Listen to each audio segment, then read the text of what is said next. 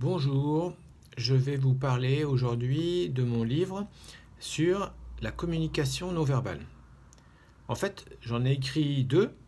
Un tout premier qui est un petit clin d'œil, un petit mémento de 10 pages, mais qui est vraiment un raccourci, en fait, comment dire, vraiment un mémento, quoi. C'est juste un petit livre, un petit livret plutôt de synthèse, un petit rappel, en fait, voilà.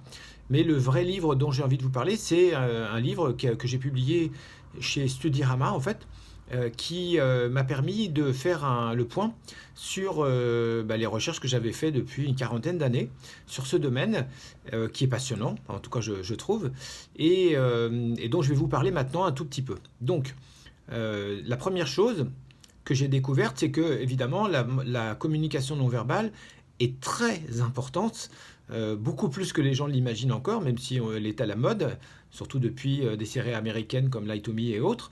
Mais en tout cas, la plupart des gens n'imaginent pas à quel point la communication non verbale est fondamentale, pour ne pas dire essentielle. Par exemple, je me suis intéressé aussi à l'agressivité, puisque j'interviens beaucoup maintenant sur la formation en fait, du personnel pour se protéger de l'agressivité, par exemple des patients ou des clients, et donc, ou simplement des collègues hein, ou des gens. Et donc, je me suis aperçu par exemple que l'agressivité, on perçoit toujours celle de l'autre et pas forcément la sienne. Et que finalement, le critère le plus objectif qui permet de dénoter, de trahir l'agressivité, c'est la voix. C'est pas forcément les mots en tant que tels, mais plutôt la façon de les prononcer. Et ensuite, c'est les gestes, le corps, les attitudes, voilà. Donc ça prouve bien à quel point c'est important. Alors, qu'est-ce qu'il y a dans ce bouquin?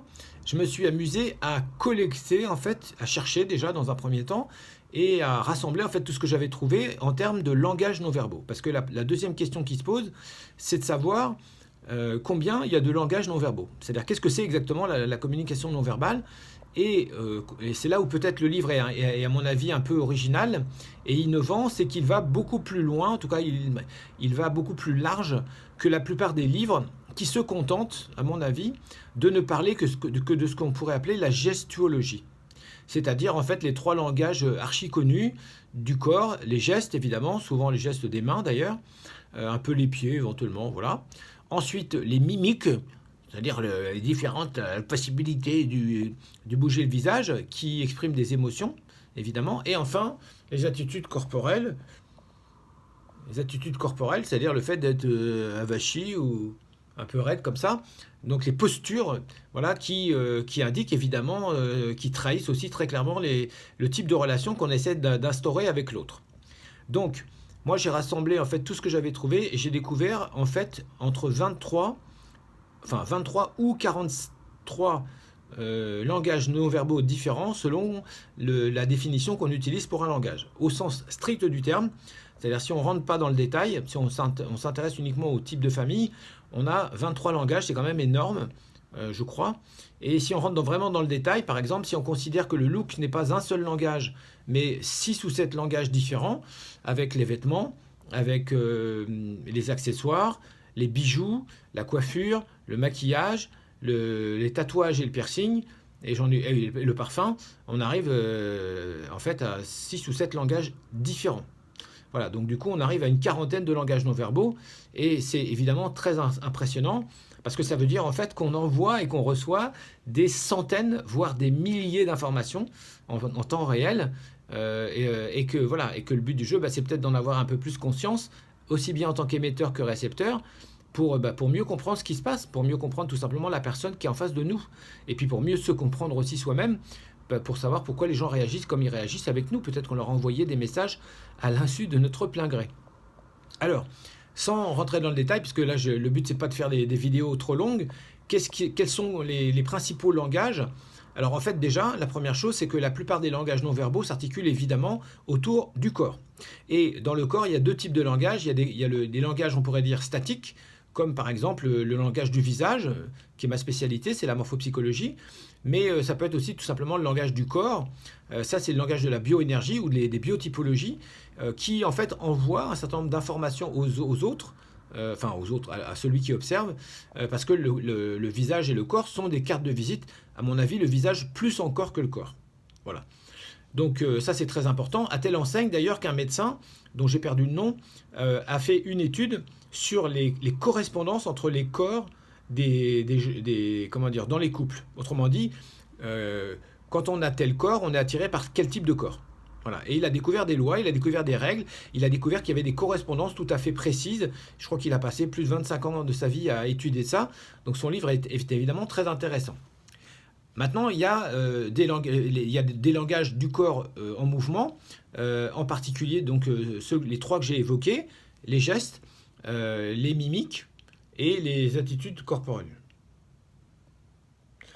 Mais il y a d'autres langages, il y a aussi les langages des sens, par exemple. Les sens, comme par exemple le toucher.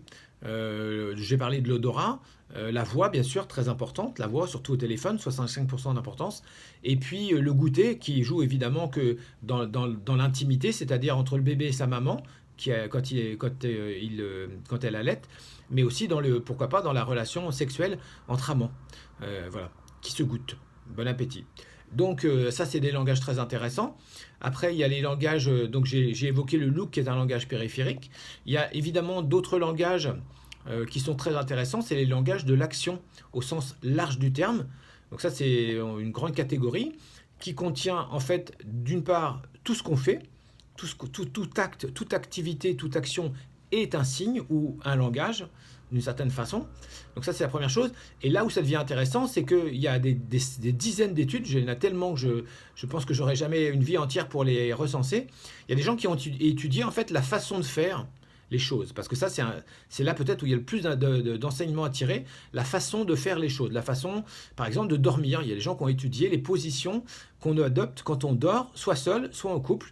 Et dans les deux cas, ça trahit quelque chose, évidemment, soit sur nous, sur notre personnalité quand on est seul, soit tout simplement sur la relation de couple, si on étudie les deux positions en rapport l'une avec l'autre. Voilà, pour vous dire. Mais je crois qu'on peut étudier la façon de faire tout et n'importe quoi, la façon de marcher, la façon de bouger, la façon de danser, la façon de faire l'amour. Tout, évidemment, est significatif.